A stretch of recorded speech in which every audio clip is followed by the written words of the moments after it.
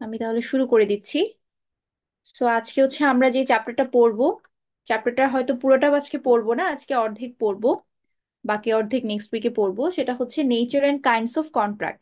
Already মনে হয় আমি ফিজিক্যাল ক্লাসে হচ্ছে গিয়ে প্রথম একটা দুটা স্লাইড নিয়ে আমি আলোচনা করেছিলাম। আমি আবারও রিপিট করছি, শুরু থেকে পড়াচ্ছি। সো আমি আপনাদেরকে ইন্ট্রো ক্লাসে আমি দেখিয়েছিলাম যে আপনারা যে কয়েকটা চ্যাপ্টার পড়বেন তার মধ্যে প্রথম তিন চারটা চ্যাপ্টার হবে হচ্ছে on business law or mercantile law, যেটা হচ্ছে আমরা এমসি কুচ্চালের বই থেকে আমরা হচ্ছে গিয়ে মানে পড়বো আর কি। সো ওই বইটা আসলে একজন ইন্ডিয়ান রাইটারের বই, এবং এটা আসলে ইন্ডিয়ান সাবকন্টিনেন্টের উপরে বেস করে হচ্ছে বইটা করা। কিন্তু আপনারা যদি একটু সালটা খেয়াল করেন, 1872 সাল, ওই সময় আসলে এই পুরো সাবকন্টিনেন্টটা একটাই ছিল, মানে ইন্ডিয়া, বাংলাদেশ, পাকিস্তান সবকিছু একটাই ছিল। সো এই যে কন্ট্রাক্ট অ্যাক্টের যে হিস্ট্রিটা, মানে আমাদের আসলে মেইন লতে যাওয়ার আগে সেটার হিস্ট্রি বা এটার রুটটা আসলে কি ছিল বা কোথা থেকে আসলে ল গুলো মডিফাই হয়ে এসেছে সেই জিনিসটা আমাদেরকে একটু জানতে হবে। সো মূলত আমাদের বিজনেস লতে বা মার্কেন্টাইল লতে আমি লাস্ট ক্লাসে দেখিয়েছিলাম যে ইম্পর্টেন্ট জিনিসগুলো থাকে, তার মধ্যে একটা হচ্ছে কন্ট্রাক্ট। কন্ট্রাক্ট মানে হচ্ছে যখন দুটো পার্টি একটা ডিসিশনে যায় যে তারা বিজনেস করবে, তখন তাদের মধ্যে যে একটা এগ্রিমেন্ট হয়, সেই এগ্রিমেন্টটাকে আমি যখন ল দিয়ে বাইন্ডেড করে দিব, তার মানে কেউ একটা এগ্রিমেন্ট করেই যাতে সেটা থেকে ব্যাক অফ করতে না পারে, সে এগ্রিমেন্টটা যাতে ফুলফিল হয়, সাকসেসফুল হয়, সেটা এনশিওর করে হচ্ছে ল, এনফোর্সড বাই ল। সো যখন আমার একটা এগ্রিমেন্ট ল দ্বারা এনফোর্সড হয়ে যায় তখন সেটাকে আমরা বলি হচ্ছে contract. So contract act, contract act, act বলতে এখানে আসলে বোঝানো হচ্ছে অ্যাকশন বা অ্যাক্টিভিটিস। যে কোনো ধরনের বিজনেসে কিছু অ্যাক্টিভিটিস ইনভলভ থাকে, কিছু অ্যাকশন ইনভলভ থাকে, সেগুলোকে আপনি অ্যাক্ট দিয়ে ডিফাইন করতে পারেন। মানে এগুলো হচ্ছে act, one kind of activities যা আমার বিজনেসের এই অ্যাগ্রিমেন্টটা ফুলফিল করতে করণীয়, সেগুলোকে আমরা বলবো হচ্ছে অ্যাক্ট বা অ্যাক্টিভিটিস। সো আমাদের এখানে যে জিনিসটা আমাদেরকে একটু সিরিয়ালি বুঝতে হবে সেটা হচ্ছে অ্যাক্ট কি, আর যে লটা, সেই লটা আসলে কি বা কোথা থেকে এসেছে। সো এই একটাকে আসলে দুই ভাবে হচ্ছে ডিফাইন করা যায় ল এর মাধ্যমে। একটা হচ্ছে জেনারেল প্রিন্সিপাল, আর একটা হচ্ছে special contract. So general principal হচ্ছে জেনারেলাইজড কিছু রুলস আছে, সেগুলো সেকশন 1 থেকে সেকশন 75 পর্যন্ত কভার করে। আর স্পেশাল কন্ট্রাক্ট হচ্ছে কিছু স্পেশাল ইনসিডেন্টস যেগুলো সচরাচর হয় না, বাট হয়ে গেলে কিভাবে জিনিসটা নিয়ে ডিল করতে হয় সেগুলোকে আমরা বলবো হচ্ছে স্পেশাল কন্ট্রাক্ট। এগুলো হচ্ছে সেকশন 124 থেকে 238 পর্যন্ত হচ্ছে আমার ডিফাইন করা আছে। সো আপনাদেরকে এই সেকশনগুলো মুখস্থ করতে হবে না, এগুলো জাস্ট আপনারা জাস্ট জানার জন্য বা সাইটেশন পারপাসে আমি এখানে দিয়েছি, এগুলো আপনাদেরকে মুখস্থ করতে হবে না। যেগুলো আপনাদের মেমোরাইজ করতে হবে সেগুলো আমি বলে দিব যে এগুলো এগুলো আপনাদেরকে মেমোরাইজ করতে হবে। সো এই যে অ্যাক্টের কথা বলছি, এই অ্যাক্ট এখানে বলা আছে, এখানে খুব ইম্পর্টেন্ট একটা স্টেটমেন্ট হচ্ছে দ্য অ্যাক্ট ইজ নট এক্সস্টিভ।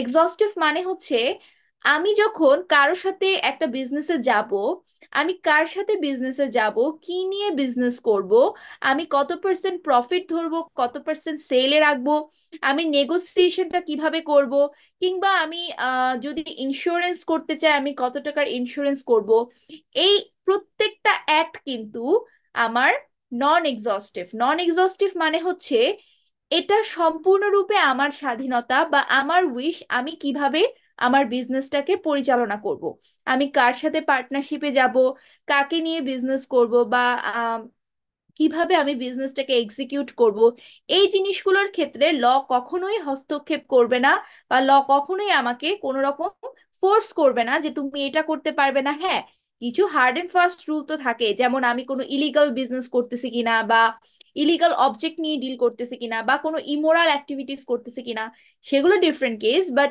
আমি জেনারেল জেনারেলাইজ ওয়েতে আমি যখন একটা বিজনেস করব, তখন কিন্তু আমি ওই বিজনেসটাকে কিভাবে ডিফাইন করব, এই জিনিসটাতে, আমার এই ডিসিশনটাতে ল কোনো প্রকার হস্তক্ষেপ কখনো করবে না। সো এটাই এখানে বলা হচ্ছে the act is not এক্সস্টিভ।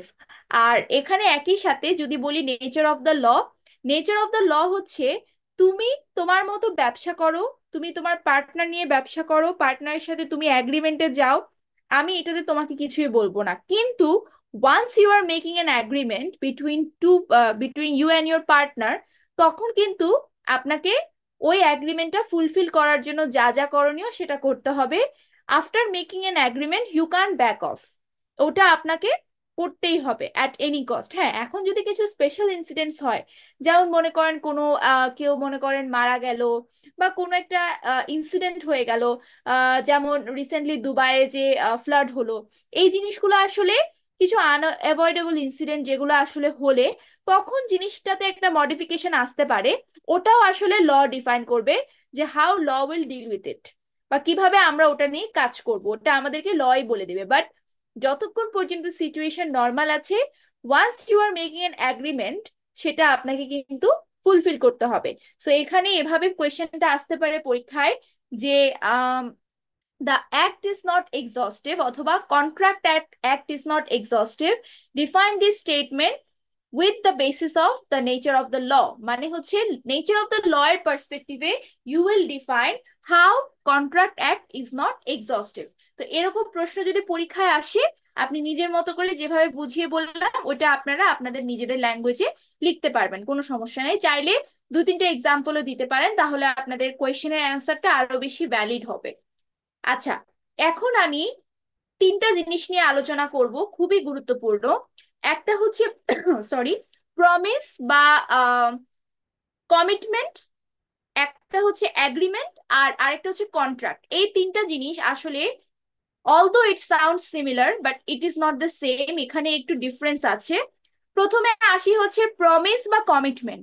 Promise বা কমিটমেন্ট হচ্ছে আমি যখন একটা কিছু বললাম যে আমি এটা করব, বা আমি এটা তার সাথে করতে চাই, যদি এটা সে করে তাহলে আমি এটা এভাবে এই অ্যাকশনটা আমি এক্সিকিউট করব, এটা হচ্ছে promise. And promise can be made with somebody or you can make it on your own. মানে আপনি চাইলে নিজে নিজেও প্রমিস করতে পারেন, নিজেকে নিজে প্রমিস করতে পারেন যে হ্যাঁ আমি এই সেমিস্টার একটা গুড গ্রেডস আমি অ্যাচিভ করব, বা আমি হচ্ছে পরে আহ তাকে একটা প্রমিস করলাম যে ঠিক আছে তোমার এই কাজটা আমি করে দিব। This is called promise or commitment.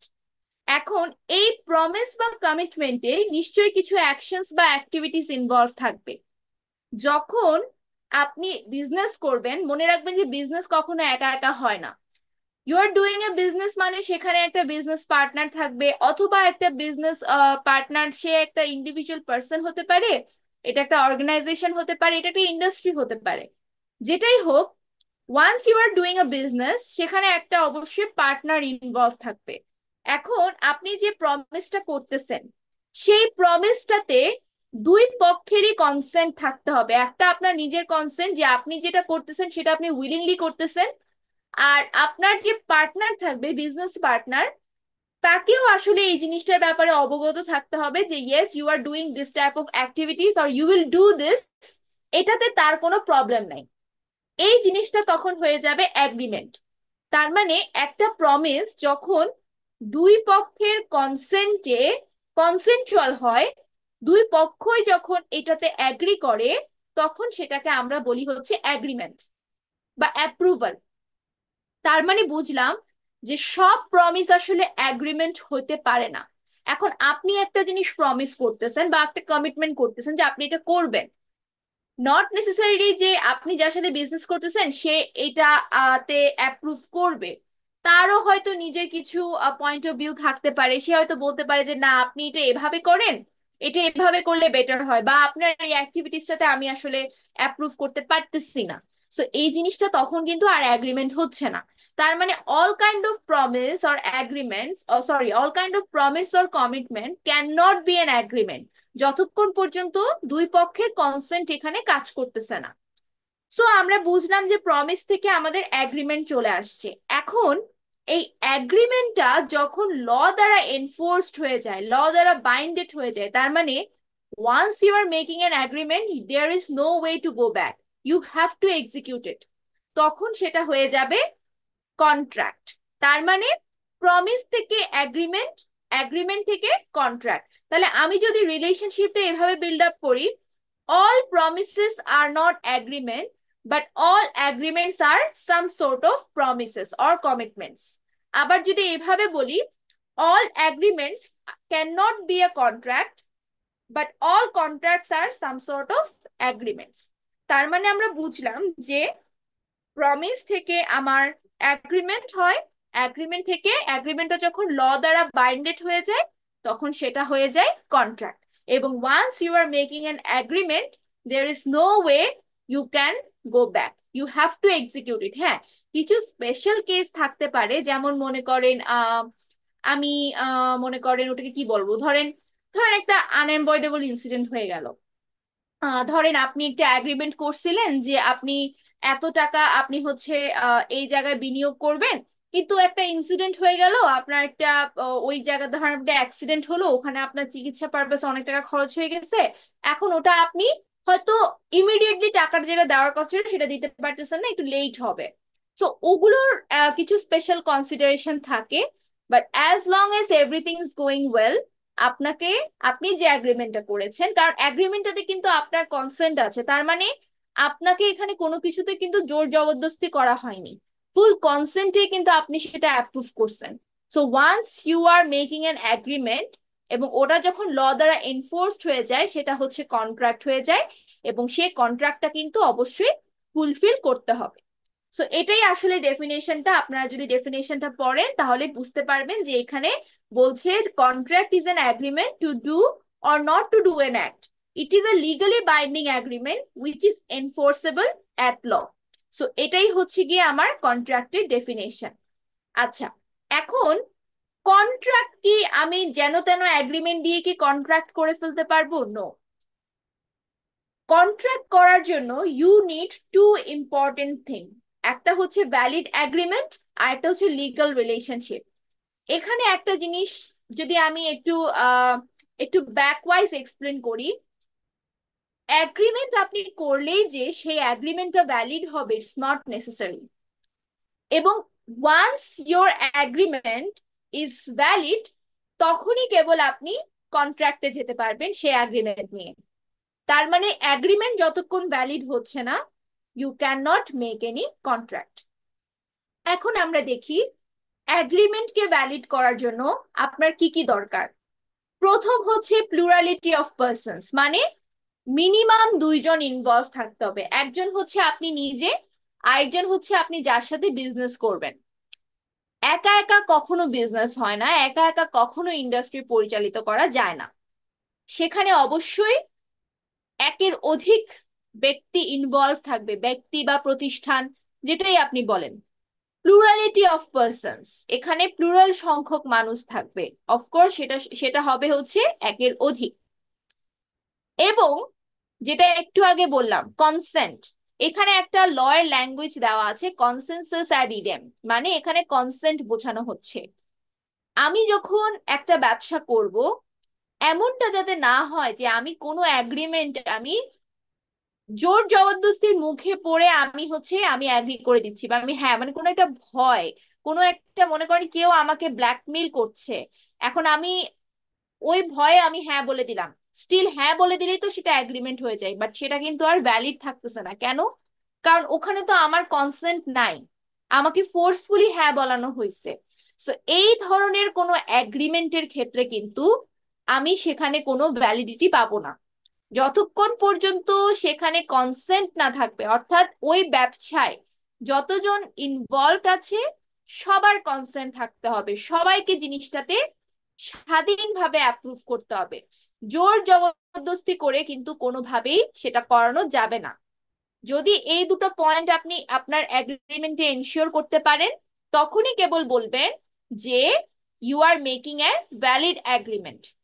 যেটা একটু আগে বললাম যে all promises can not be an agreement but all agreements are promises. এই যে দেখেন এখানে বলা আছে every promise or every set of promise forming the consideration for each other is an agreement. আচ্ছা, কনসিডারেশনের কনসিডারেশন নিয়ে একটা আলাদা চ্যাপ্টারই আপনারা পড়বেন, চ্যাপ্টার 3-তে।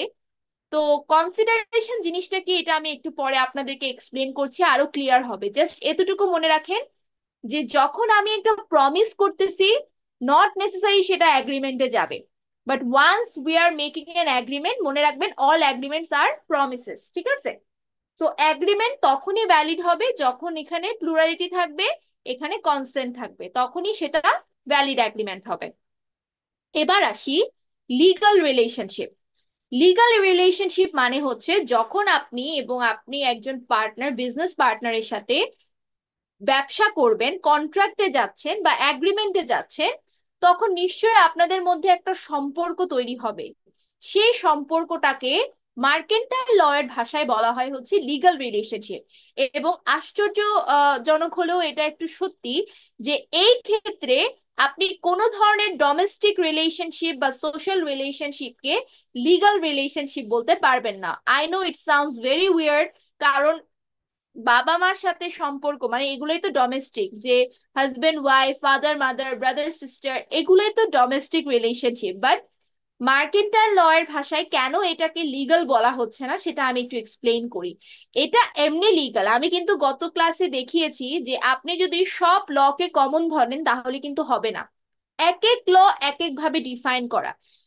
এখন আমি এখানে মার্কেন্টাইল ল বা বিজনেস ল এর সাথে ডিল করছি, এবং কেন এখানে সোশ্যাল বা ডোমেস্টিক এগ্রিমেন্টকে লিগ্যাল রিলেশনশিপের আন্ডারে আমি ফেলছি না সেটা আমি এখনই আপনাদেরকে বুঝিয়ে দিচ্ছি। একটু আগেই আমি বলেছি যে যখন আপনি ব্যবসাতে যাবেন, আপনি যখন কোনো এগ্রিমেন্টে যাবেন, সেটা আপনাকে এক্সিকিউট করতে হবে। There is no way you can go back unless there are some incident that has happened with you, যার কারণে আপনি সেটা করতে পারছেন না ইমিডিয়েটলি। সেটা ডিফারেন্ট কেস, বাট একবার এগ্রিমেন্ট করে ফেললে সেটা আপনাকে করতেই হবে। কিন্তু আপনি চিন্তা করেন, আমি ডোমেস্টিকটা ফার্স্টে বুঝাই। মনে করেন আমাদের প্যারেন্টস এর সাথে আমরা কত ধরনের এগ্রিমেন্টই তো করি আমাদের ডে টু ডে লাইফে। ধরেন হ্যাঁ, আজকে আমি ধরেন প্রমিস করলাম যে হ্যাঁ আমি ভালো রেজাল্ট করব, আমাকে ভালো রেজাল্ট করলে আমাকে এটা কিনে দিতে হবে। এটা ভেরি কমন, মানে এটা একদম রিয়েলিস্টিক একটা এক্সাম্পল দিয়ে আমি বুঝাচ্ছি আপনাদেরকে। এখন মনে করেন আহ আপনি ভালো রেজাল্ট করেছেন, বাট ওই জিনিসটা আপনি ইমিডিয়েটলি পাচ্ছেন না, একটু লেট হচ্ছে, বা হয়তো বা পেলেনই না। এরকম তো অনেক হয়, আমাদেরকে তো অনেক লোক টোপ দেখানো হয় যে ভালো রেজাল্ট করলে এটা দেওয়া হবে, ওইটা দেওয়া হবে, বাট হয়তো দেখা যায় যে ওটা আর পাওয়া হয় না। তো এখন এই যে অ্যাগ্রিমেন্টের যে একটা গোলমিল হলো বা এই যে অ্যাগ্রিমেন্ট ভঙ্গ হলো, এখন ডেফিনেটলি আপনি তো আর আপনার প্যারেন্টস এর বিরুদ্ধে লিগাল অ্যাকশন নিতে পারবেন না। কিন্তু এটা যদি বিজনেস কেসে হতো, আপনি ইমিডিয়েটলি একটা কেস ফাইল করে দিতে পারতেন যে সে আমাকে এগ্রিমেন্ট করছে যে সে আমাকে এতদিনের মধ্যে এটা দিবে, বাট সে আমাকে দিচ্ছে না। সো এই কারণেই ডোমেস্টিক রিলেশনশিপ বা ডোমেস্টিক এগ্রিমেন্টকে আসলে আমি লিগ্যাল রিলেশনশিপ বলতে পারতেছি না। তারপর সোশ্যালের ক্ষেত্রে যদি আমি এক্সাম্পল দিই, মনে করেন আপনি আপনার ফ্রেন্ডের সাথে ট্যুরের প্ল্যান করছেন যে আপনারা ট্যুরে যাবেন, এখানে যাবেন, ওখানে যাবেন, সব সেট, আপনিও আপনার এন্ড থেকে ওয়েল প্রিপেয়ার। লাস্ট মোমেন্টে আপনার ফ্রেন্ড বলতেছে যে সে যাবে না। এখন ও যে লাস্ট মোমেন্টে মানা করে দিল, আপনি নিশ্চয়ই তার বিরুদ্ধে তো আর লিগাল অ্যাকশন নিবেন না যে সে ট্যুরে যেতে মানা করে দিছে।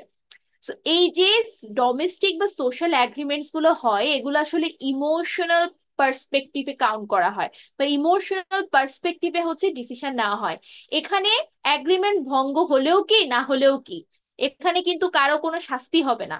কিন্তু বিজনেসের ক্ষেত্রে জিনিসটা কিন্তু আবার সেন্সিটিভ। এখানে আপনি ইচ্ছা মতো এগ্রিমেন্ট করলেন, এগ্রিমেন্ট ভাঙলেন, এরকমটা কিন্তু আপনি করতে পারবেন না।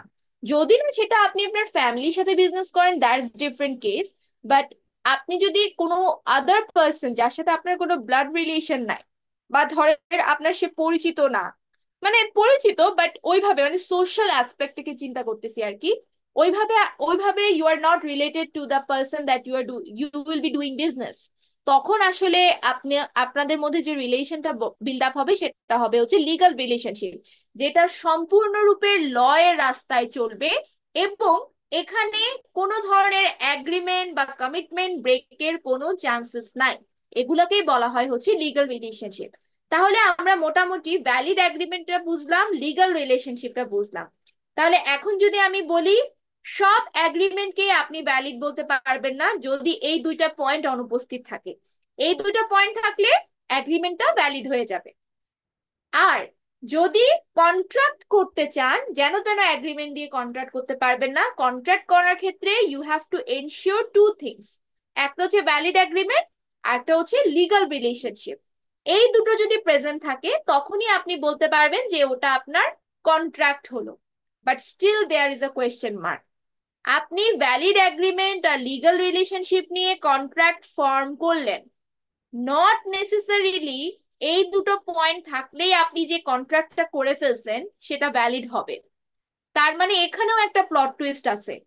আমি এতক্ষণ দেখলাম আমি এগ্রিমেন্ট যেন তেন দিয়ে করতে পারবো না, আমার ভ্যালিড এগ্রিমেন্ট প্রয়োজন। ভ্যালিড এগ্রিমেন্ট লিগাল রিলেশনশিপ দিয়ে আমি কন্ট্রাক্ট করলাম, বাট স্টিল আমি বলতে পারতেছি না যে আমার কন্ট্রাক্টটা একটা ভ্যালিড কন্ট্রাক্ট হবে। তাহলে প্রশ্ন হচ্ছে, কন্ট্রাক্টকে ভ্যালিড করার জন্য আমার কি দরকার? কন্ট্রাক্টকে ভ্যালিড করার জন্য you need some essential elements, এবং সেই এলিমেন্টস এর সংখ্যা কয়টা? 10টা। 10টা এসেনশিয়াল এলিমেন্টস আপনার প্রয়োজন to make a contract a valid contract. সেটা কি আমি একটু পরেই 10টা আমি একটা একটা করে এক্সপ্লেন করতেছি। জাস্ট গিভ মি 1 মিনিট, আমি আবার গেট ব্যাক করতেছি।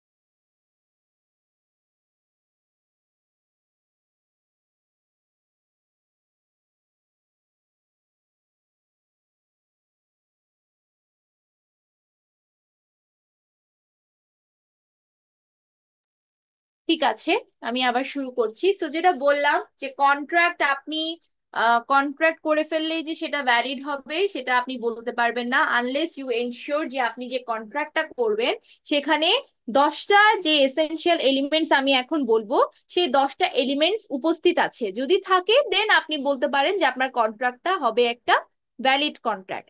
সো প্রথম এলিমেন্ট, অফার এন্ড একসেপ্টেন্স, যেটা আমি বললাম একটু আগে, যে আপনি একা একা কখনো এগ্রিমেন্ট করতে পারবেন না, সেখানে মিনিমাম দুইজন মানুষের ইনভলভমেন্ট থাকতে হবে।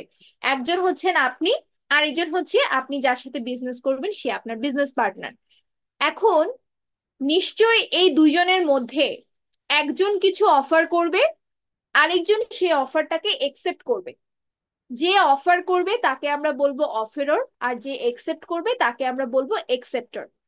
সো অফেরর আর একসেপ্টর এই দুইজনের প্রেজেন্স থাকতে হবে।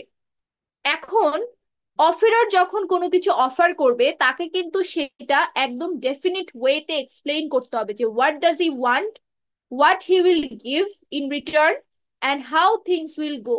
একদম উনি যেটা অফার করতেছেন সেই অফারের ব্যাপারে তাকে একদম ক্লিয়ারলি এক্সপ্লেইন করতে হবে একসেপ্টরকে।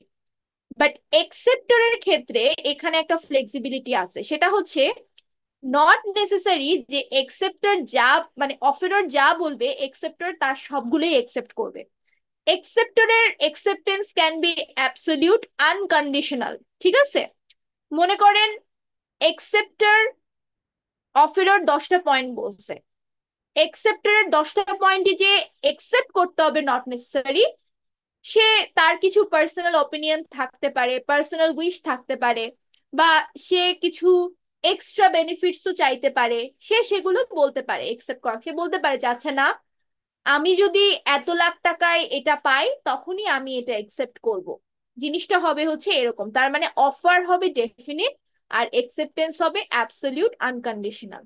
এবং যখনই সেটা অফারার হোক অর একসেপ্টর হোক, দুই পক্ষেরই বা দুই পার্টিরই যখন একটা কনসেন্ট বা অ্যাপ্রুভাল থাকবে তখনই সেটা হবে লফুল অফার, লফুল একসেপ্টেন্স। মানে অফারও আপনি যেন তেন করতে পারবেন না, সেটা অবশ্যই কন্ট্রাক্ট অ্যাক্ট মোতাবেক আপনাকে অফার করতে হবে। আবার একসেপ্টেন্স আপনি যেন তেন ভাবে করতে পারবেন না, সেটা অবশ্যই কন্ট্রাক্ট অ্যাক্ট মোতাবেক আপনাকে একসেপ্টেন্সটা করতে হবে। সো প্রথম এসেনশিয়াল এলিমেন্ট হচ্ছে অফার অ্যান্ড একসেপ্টেন্স। দুই নাম্বার, দুই নাম্বারটা হচ্ছে intention to create a legal relationship. ওই যে যেটা একটু আগে বললাম যে লিগাল রিলেশনশিপ ক্রিয়েট করতে হবে, তার মানে স্ট্রেট ফরওয়ার্ড ওয়ে। আমি তোমার সাথে ব্যবসা করব, আমাদের একটা এগ্রিমেন্ট হলো, আমরা একটা কন্ট্রাক্ট সাইন করলাম, এখন তোমার আমার মধ্যে রিলেশনটা হবে সম্পূর্ণরূপে ল দ্বারা ডিফাইন্ড। আমরা দুইজনই আইনের রাস্তায় চলবো। তুমি যদি ঝামেলা করো আমি তোমার বিরুদ্ধে লিগাল অ্যাকশন নিব, আমি যদি ঝামেলা করি তুমি চাইলে আমার বিরুদ্ধে লিগাল অ্যাকশন নিতে পারো। সো এটা হচ্ছে intention to create legal relationship. তারপরে 3 নাম্বার হচ্ছে লফুল কনসিডারেশন। আচ্ছা, কনসিডারেশন নিয়ে আলাদা একটা চ্যাপ্টারই আছে, তবে এখানে যেহেতু একটা এলিমেন্ট হিসেবে আমি দেখতেছি লফুল কনসিডারেশন, আপনাদেরকে জিনিসটা একটু আমি শর্ট ওয়েতে বুঝাই। To get something in return, তার মানে আপনি অফারার হন একসেপ্টার হন যাই হন, আপনি কিন্তু নিশ্চয়ই কোনো কাজ করার সময় একটা আউটকাম এক্সপেক্ট করেন। এটাই আসলে two expect something in return. যেমন মনে করেন, আমি যদি ব্যাংকের এক্সাম্পল দিই, ব্যাংক আমাদেরকে অনেক ধরনের অফার দেয় যে আমি আমার তোমরা আসো, তোমাদের টাকা যা কিছু আছে সেগুলো আমাদের এখানে সঞ্চয় করো, আমরা তোমাকে এত% ইন্টারেস্ট দিব। অলদো এখানে হয়তো কিছু রিলিজিয়াস অ্যাসপেক্টস আছে, অনেকে হয়তো মানে ইন্টারেস্টটাকে আসলে একটু হারাম চোখে দেখে, I know that, but still আমি শুধুমাত্র এক্সাম্পল দেওয়ার বা আপনাদের জিনিসটা বোঝানোর উদ্দেশ্যে আসলে এইটা আমি বলছি। মনে করেন ব্যাংক যখন আমাদেরকে বলে যে আমরা আমাদের টাকাটা, আমাদের যে সঞ্চয় বা আমাদের যা সেভিংস আছে সেটা চাইলে আমরা ব্যাংকে এফডিআর করতে পারি, সঞ্চয়পত্র করতে পারি, বিনিময়ে ব্যাংক আমাদেরকে এত টাকার মানে এত টাকার পার্সপেক্টিভে এত% ইন্টারেস্ট দিবে, এগুলো কিন্তু বলে। তো আমরা যখন আমাদের সেভিংসটা ব্যাংকে রাখি, আমরা কিন্তু একটা রিটার্ন এক্সপেক্ট করি যে আমাদের টাকাটা, আমি যদি সাপোজ 5 লাখ রাখি, আমি এখান থেকে একটা 5,50,000 টাকা আমি ইন রিটার্ন পাবো। সো এই জিনিসটা হচ্ছে আমি আমার এক্সপেকটেশন, আমার কনসিডারেশন। আর ব্যাংকের ক্ষেত্রে জিনিসটা দেখেন, ব্যাংক কি করে, ব্যাংক আমাদের কাছ থেকে, যারা আমরা সেভিংস ব্যাংকে রাখি, আমাদের কাছ থেকে টাকাটা নিয়ে ইমিডিয়েটলি ব্যাংক তাহলে টাকাটা পাচ্ছে। আমাদের অনেকের মাথায় একটা ভ্রান্ত ধারণা কাজ করে, আমারও ছোটবেলায় কাজ করতো, সেটা হচ্ছে ব্যাংকে নিশ্চয়ই অনেক টাকা থাকে, বা ব্যাংক হচ্ছে গিয়ে মানে টাকার একটা খাজানা, যেখান থেকে যখন মানুষ লোন চায় লোন দিতে পারবে, আবার যখন চায় মানুষ, আসলে কিন্তু জিনিসটা এভাবে ওয়ার্কআউট করে না। যখন আপনার মানে আপনার মতো এরকম 10 জন তাদের সেভিংসটা ব্যাংকে জমা রাখে, ব্যাংকের কাছে ওই সেভিংসটাই হচ্ছে সোর্স অফ মানি, সেটাই হচ্ছে ব্যাংকের ফান্ড। এখন ব্যাংক যখন ওই ফান্ড থেকে, যখন কেউ ব্যাংকের কাছে আসে লোন নিতে, যে তার ইমিডিয়েট কিছু টাকার প্রয়োজন, ব্যাংক তখন ওই ফান্ড থেকে ওই ব্যক্তিকে লোন প্রোভাইড করে, এবং ব্যাংক বলে দেয় যে তুমি চাইলে লোনটা এত বছরে শোধ করতে পারো, তোমাকে কিন্তু এত% ইন্টারেস্ট দিতে হবে। এবং আপনি যদি হিসাব করেন, মনে করেন কেউ যদি আপনার থেকে মানে কোনো ব্যাংক থেকে 5 লাখ টাকা লোন নেয়, ব্যাংকের ওই ইন্টারেস্ট মিলিয়ে কিন্তু সামহাও সেটা 5 লাখ, 10, 15, 20, 30 হাজার টাকা পর্যন্ত ক্রস করে। তার মানে ওই ব্যক্তিকে কিন্তু 30 হাজার টাকা অতিরিক্ত দিতে হচ্ছে। তো সেই টাকাটাই কিন্তু আবার ব্যাংক, যে ব্যক্তি ওই টাকাটা তার কাছে সেভিংস এ রেখেছিল, সেই টাকাটা ইন্টারেস্ট হিসেবে প্রোভাইড করবে। সো দেখেন জিনিসটা কিন্তু একটা চেইনের মতো। তো আমি যখন আমার ব্যাংকে সেভিংস রাখতেছি, আমি একটা ইন্টারেস্ট এক্সপেক্ট করতেছি। ব্যাংক যখন কাউকে লোন দিচ্ছে, ব্যাংক এক্সপেক্ট করতেছে তো তাকে আমি লোন দিচ্ছি, বিনিময়ে আমি তার থেকে একটু বেশি টাকা পাবো, কারণ সে যে ইমিডিয়েটলি টাকাটা পাচ্ছে সেটার তো একটা অ্যাডভান্টেজ আমাকে নিতে হবে। তার মানে এই এক্সাম্পলটা দিয়ে আমি আসলে এটাই বোঝাতে চাচ্ছি, whatever you do, what kind of business you do, প্রত্যেকটা ব্যবসাতেই যে যতজন মানুষই থাকুক ইনভলভ, প্রত্যেকেরই একটা এক্সপেকটেশনস থাকে to get something in return. মনে করেন যারা চাকরি করে তারা মাস শেষে স্যালারি পায়, সুযোগ সুবিধা পায়, এগুলো হচ্ছে রিটার্ন, এগুলো তার তার কাজের একটা রিটার্ন সে পাচ্ছে। সো এই জিনিসটাই হচ্ছে কনসিডারেশন। এখন কনসিডারেশন শুড বি রিয়েলিস্টিক। কোনো আনরিয়েলিস্টিক জিনিস আপনি যদি এক্সপেক্ট করেন, মনে করেন আপনি 10 ক্যারেট গোল্ড আপনি বা 10 ক্যারেট ডায়মন্ড আপনি হচ্ছে গিয়ে এক্সপেক্ট করতেছেন একটা 5 লাখ টাকার ইনভেস্টমেন্ট করে, সেটা আসলে কখনোই পসিবল না। So things should be realistic, আপনার এক্সপেকটেশনসটা রিয়ালিস্টিক হতে হবে এবং অবশ্যই লফুল হতে হবে। তার মানে কন্ট্রাক্ট অ্যাক্ট পরিপন্থী, কন্ট্রাক্ট অ্যাক্ট বিরোধী না। কন্ট্রাক্ট অ্যাক্ট বিরোধী যদি হয় তাহলে সেগুলো হবে unlawful consideration. So 3 number element হচ্ছে lawful consideration. 4 number, the most important, capacities of party. এখন আপনি এমন একটা ব্যক্তির সাথে আপনি ব্যবসা করতে যাচ্ছেন যে ব্যক্তির 5,000 টাকা ইনভেস্ট করার ক্ষমতা নেই, সেই ব্যক্তির সাথে আপনি এগ্রিমেন্টে চলে গেলেন 5 কোটি টাকা ইনভেস্ট করবেন। তাহলে এটা একটা পুরো বক্স সিচুয়েশন হয়ে গেল। পার্টি যেটা আপনি যখন যে পার্টির সাথে ব্যবসা করবেন সেই পার্টির ক্যাপাসিটিটা আপনাকে বুঝতে হবে, আইডেন্টিফাই করতে হবে। ক্যাপাসিটি ইন টার্মস অফ সেখানে কয়জন কেপেবল মানুষ আছে, বা যে ব্যক্তির সাথে ব্যবসা করবেন তার এক্সপিরিয়েন্স কেমন, তার নলেজ কেমন, তার এইজ কেমন, সে কি আদৌ কি কাজটা এক্সিকিউট সামনে করতে পারবে কিনা, এটাকে আমরা বলছি of age of majority. 2 number হচ্ছে অফ সাউন্ড মাইন্ড। পার্টনারের ইন্টেনশনটা বুঝতে হবে, সে কি আপনার ক্ষতি সাধন করার জন্য আপনার সাথে পার্টনারশিপে গেছে, আপনার বিজনেসের সিক্রেট প্ল্যানটাকে বাইর করার জন্য আপনার সাথে বিজনেসে গেছে, নাকি জেনুইনলি আপনার একটা ওয়েল উইশার হিসেবে আপনার সাথে ব্যবসায় আসছে। সো এই জিনিসটা আসলে ইনিশিয়ালি রিড আউট করাটা খুবই ডিফিকাল্ট। তার জন্যই গত ক্লাসে ওই যে যেটা দেখালাম যে লয়ারের শরণাপন্ন হয়, যত বড় বিজনেস তত high qualified expensive personal lawyer থাকে, তারা সেই জিনিসগুলো অ্যানালাইজ করে, বোঝে, ইন্টেনশন রিড আউট করে। সো পার্টির ইন্টেনশন সেটা আপনাকে আইডেন্টিফাই করতে হবে। 3 নাম্বার, পার্টির কোনো প্রিভিয়াস ব্যাড রেকর্ড আছে কিনা সেটা দেখতে হবে। মনে করেন এমন একটা পার্টির সাথে আপনি কাজ করলেন যার ইলিগাল ব্যবসার একটা কেস অলরেডি চলছে কোর্টে। সো এই জিনিসটা কিন্তু তখন রিস্কি বিজনেস হয়ে যাবে যে আদৌ কি আপনি সেটা করতে পারবেন কিনা, এবং এতে করে আপনি বিপদে পড়বেন যদি আপনার পার্টনার যার সাথে আপনি ব্যবসা করবেন সে যদি আনএথিক্যাল হয়, ইনকেপেবল হয়। সো ক্যাপাসিটিস অফ পার্টিস এটা হচ্ছে 4 নাম্বার গুরুত্বপূর্ণ element. 5 number, free and genuine consent. ওই যে কনসেন্ট, দেখেন এখানেও কিন্তু কনসেন্ট। কনসেন্ট মানে আমি স্বেচ্ছায় এগ্রি করলাম। আমাকে যদি কেউ বন্দুক আমার মাথায় ঠেকায় বলে যে তুমি এখনই এখানে একটা সাইন দাও, এখন আমি জানের ভয়ে হ্যাঁ বলে দিলাম, স্টিল ওটা কিন্তু অ্যাগ্রিমেন্টই, বিকজ আমার কাছ থেকে হ্যাঁ আসছে। বাট এটা কিন্তু কনসেনচুয়াল হবে না, এটা হবে ফোর্সফুলি আমি হ্যাঁ বলছি। বা নট নেসেসারিলি যে সবসময় জোর মানে এক্সটার্নালি ফোর্স করা হবে। ধরেন কোনো ধরনের ম্যানিপুলেশন, কেউ আপনাকে ব্যাডলি ইনফ্লুয়েন্স করতেছে, কেউ আপনাকে ম্যানিপুলেট করতেছে, কেউ আপনাকে স্ক্যাম করতেছে, এই জিনিসগুলো কিন্তু কনসেন্টের মধ্যে পড়বে না। তখন কিন্তু জিনিসটা আপনি যদি এগুলোর খপ্পরে পড়ে অ্যাগ্রিমেন্টে যান সেটা কিন্তু কনসেনচুয়াল থাকবে না। So consent should be free, consent should be genuine. So এটা হচ্ছে 5 নাম্বার এসেনশিয়াল এলিমেন্ট। 6 নাম্বারটা দেখায় লফুল অবজেক্ট। লফুল অবজেক্ট মানে নিশ্চয়ই ব্যবসা করবেন, ইন্ডাস্ট্রি পরিচালনা করবেন, কোনো না কোনো অবজেক্ট নিয়ে তো ডিল করবেন। সেটা ইনটার্ম এটা ম্যাটেরিয়ালিস্টিক জিনিস হতে পারে, সেটা অ্যাবস্ট্রাক্ট বা কোনো ধরনের সার্ভিস হতে পারে। ঠিক আছে, যেমন হসপিটাল এটা একটা সার্ভিস, স্কুল এটা একটা সার্ভিস, ইউনিভার্সিটি এটা সার্ভিস। সো অবজেক্ট যেটা নিয়ে আপনি কাজ করেন না কেন, it must not be illegal, immoral, public policy বিরোধী।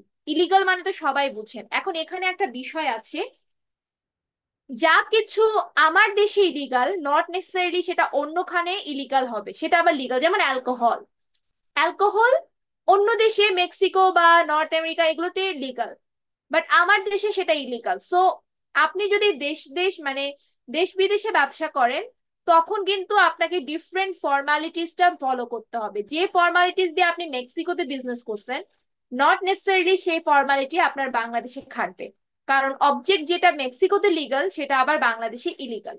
So object must not be illegal, সেটা দেশ হোক বিদেশ হোক যেখানেই হোক।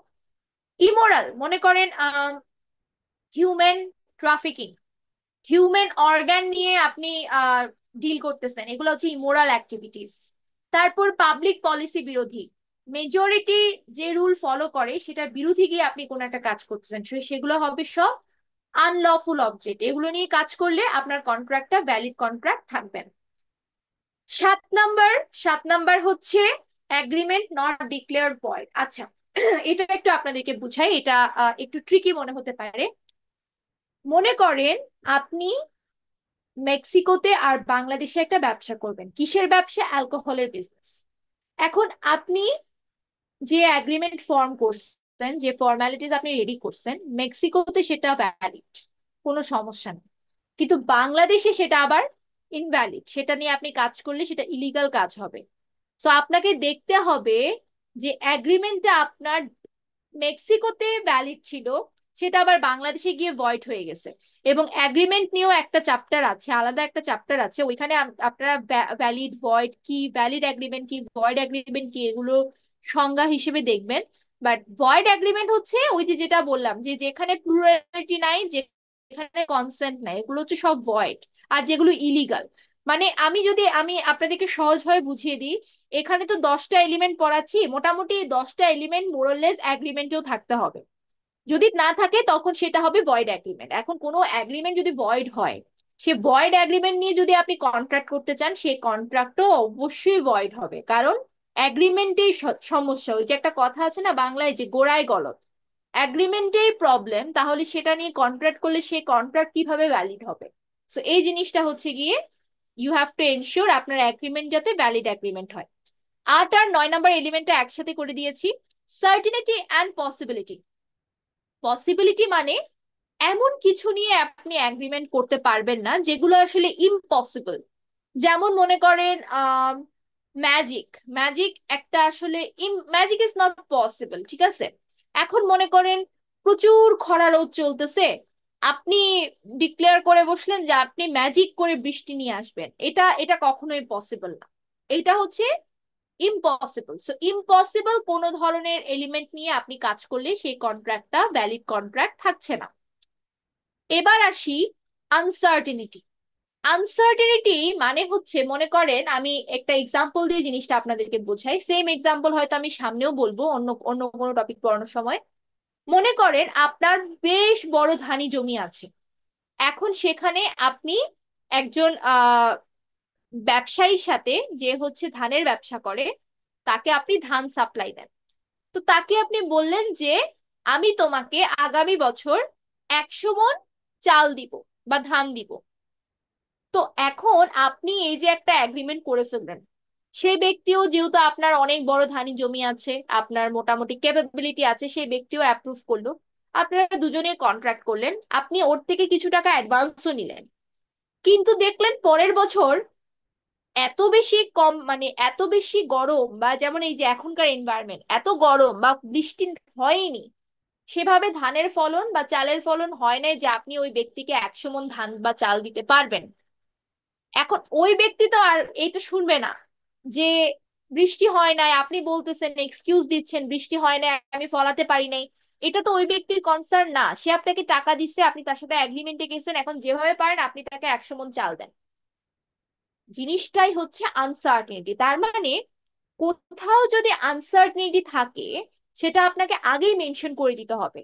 যেমন আমি যদি, যেমন ওই ব্যক্তি যে হচ্ছে ধান, ওই এগ্রিমেন্টটা করলো যে 100 মণ ধান দিবে, সে যদি আগেই বলে দিত যে যদি বৃষ্টি হয়, যদি ফলন হয়, তবেই আমি তোমাকে দিতে পারবো, তাহলে কিন্তু এই ঝামেলাতে পড়তে হতো না দুই পার্টির কাউকে, এবং ওই ব্যক্তিও কিন্তু কোনো ধরনের লিগাল অ্যাকশন নিতে পারতো না। সো আনসার্টেন কোনো কিছু যদি আনসার্টেনিটি থাকে, সেটা অবশ্যই ডিফাইন করে দিতে হবে, স্টেটমেন্ট আকারে বলে দিতে হবে যে যদি বৃষ্টি হয়, যদি ফলন হয়, তবেই আমি দিতে পারবো। সো এটাই হচ্ছে certainty and possibility of performance. দুটো একসাথে, দুটো এলিমেন্ট একসাথেই করে দেওয়া আছে। আর 10 নাম্বারটা খুব খুব খুব ইম্পর্টেন্ট। আপনি যে কন্ট্রাক্ট করবেন সেটা অবশ্যই রিটেন ফর্মে থাকতে হবে, রেজিস্টার্ড ফর্মে থাকতে হবে। রেজিস্টার করা মানে হচ্ছে কেউ এই কনসেন্টে বা কেউ এই কন্ট্রাক্টে কোন রকম মিসলিডিং বা কোনো ধরনের মিস ম্যানিপুলেট, মানে ম্যানিপুলেট করে কেউ আসলে জিনিসটা নষ্ট করতে পারবে না। যেমন আপনি একটা জমি কিনলেন, মানে ধানি জমি কিনলেন, এখন কেউ চাইলেই আপনার জমিতে হস্তক্ষেপ করতে পারবে না বা ভাগ বসাতে পারবে না। কেন? কারণ ওটা আপনি রেজিস্টার্ড করিয়ে নিয়েছেন। বা আপনি একটা নতুন গাড়ি কিনেছেন, এখন গাড়ির রেজিস্ট্রেশন করিয়ে নিলেন, এতে করে ওই গাড়ি সম্পূর্ণরূপে আপনার, কেউ চাইলেই সেখানে হস্তক্ষেপ করতে পারবে না, বা আপনার প্রাইভেট প্রপার্টিতে কেউ হচ্ছে গিয়ে কোনো রকম মিসইউজ বা কোনো রকম ভাগ বসাতে পারবে না। এটাই হচ্ছে রেজিস্টার করে রাখা। তার মানে কন্ট্রাক্টটাও আমাদের রেজিস্টার করে রাখতে হবে, রিটেন ফর্মে থাকতে হবে, এবং যত ধরনের স্ট্যাম্প সিগনেটরি ইস্যুস যা কিছু আছে সেগুলো দিয়ে সে কন্ট্রাক্টটা ভ্যালিড করিয়ে নিতে হবে, যে আমি রেজিস্টার্ড করে নিলাম যে যে কন্ট্রাক্টটা আমাদের মধ্যে হচ্ছে সেটা একটা ভ্যালিড কন্ট্রাক্ট। সো এই হচ্ছে মোটামুটি 10টা এলিমেন্ট। এই 10টা এলিমেন্ট যদি উপস্থিত থাকে তবেই কেবল আপনি বলতে পারবেন যে আপনার যে কন্ট্রাক্ট সেটা হবে একটা ভ্যালিড কন্ট্রাক্ট। আর যদি না থাকে, একটা সিঙ্গেল পয়েন্টও যদি মিসিং থাকে, তখন কিন্তু সেই কন্ট্রাক্টটার ভ্যালিড কন্ট্রাক্ট থাকবে না, সেটা তখন হয়ে যাবে ভয়েড কন্ট্রাক্ট। সো এই ছিল মোটামুটি আমাদের ভ্যালিড কন্ট্রাক্টের এসেনশিয়াল এলিমেন্টস। পরীক্ষায় আহ আমার ঠিক খেয়াল নাই ফাইনালে দিছিলাম না ক্লিয়ারেন্সে, বাট এই পরীক্ষায় আমি কোয়েশ্চেনটা দিয়েছিলাম essential elements of a valid contract. এখানে দুই ভাবে আসতে পারে, ডাইরেক্টলিও কোয়েশ্চেন করতে পারি অথবা কেস দিয়ে দিতে পারি। কেস থেকে আপনাদেরকে আইডেন্টিফাই করতে হবে যে কোন কোন পয়েন্টগুলো বা কোন কোন এলিমেন্ট গুলো এখানে মিসিং, যার কারণে আপনি সেই কন্ট্রাক্টটাকে ভ্যালিড কন্ট্রাক্ট বলতে পারছেন না। সো যেভাবেই আসুক পরীক্ষায় আপনারা এই পয়েন্ট গুলো মুখস্থ করবেন, কিন্তু ভিতরের লেখাগুলো আপনারা নিজেদের ভাষায় বা নিজেদের মতো করে এক্সপ্লেন করতে পারেন। আর অবশ্যই এক্সাম্পল দিয়ে এক্সপ্লেন করবেন। ডিফারেন্ট ডিফারেন্ট এক্সাম্পল ইউজ করতে পারেন, সেম এক্সাম্পল ইউজ করতে পারেন, আমি যেগুলো বললাম সেগুলো দিতে পারেন, নিজেদের মতো দিতে পারেন, বাট যেটাই দেন রিলিভেন্ট হতে হবে। রিলিভেন্ট কোনো কিছু যদি আপনি এক্সাম্পল হিসেবে ইউজ করেন তাহলে কিন্তু হবে না। সো আজকে আমি আর পড়াবো না, আজকে এতটুকুই থাকুক। আমরা এরপরে হচ্ছে কি ক্লাসিফিকেশন অফ কন্ট্রাক্টস দেখবো। আচ্ছা, এই পর্যন্ত কি কারো কোথাও কোনো কনফিউশন আছে বা কোনো পয়েন্ট কি আবার রিপিট করতে হবে? একটু আমাকে জানাবেন।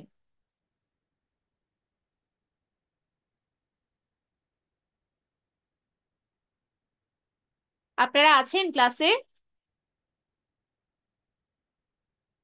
জি ম্যাম। Yes ma'am. আচ্ছা, কারো কোনো কনফিউশন আছে কোথাও? কোথাও কি আবার এক্সপ্লেন করতে হবে?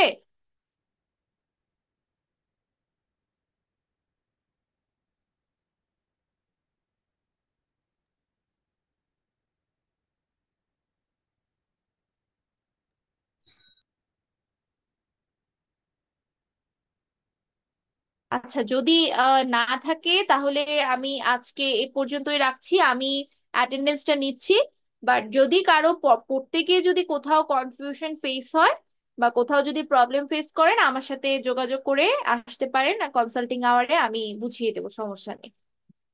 বাট ক্লাসে যেহেতু অনলাইনে নিচ্ছি আর কি, একটু কাইন্ডলি রেসপন্ড করবেন সবাই, কারণ আসলে ইট ফিলস লাইক যে একটা রুমের মধ্যে বসে ল্যাপটপ খুলে নিজে নিজে কথা বলছি। বাট আপনারা যদি একটু রেসপন্ড করেন তাহলে আসলে অনলাইনে ক্লাসটা আরো বেশি, মানে কি বলবো, মানে আরো বেশি ইন্টারঅ্যাক্টিভ হয় আর কি জিনিসটা। যেহেতু অনলাইনে নিচ্ছি জিনিসটা, অবশ্যই আমি অফলাইনের সাথে অনলাইনকে কখনোই আমি বিট করতে পারবো না, বাট এটা আসলে আপনাদের উপর। আপনারা যদি একটু রেসপন্ড করেন বা একটু করেন তাহলে হচ্ছে গিয়ে ক্লাসটা আরো বেশি ইন্টারঅ্যাক্টিভ হয়। আচ্ছা, সমস্যা নেই, আমি অ্যাটেন্ডেন্সটা নিয়ে নিই।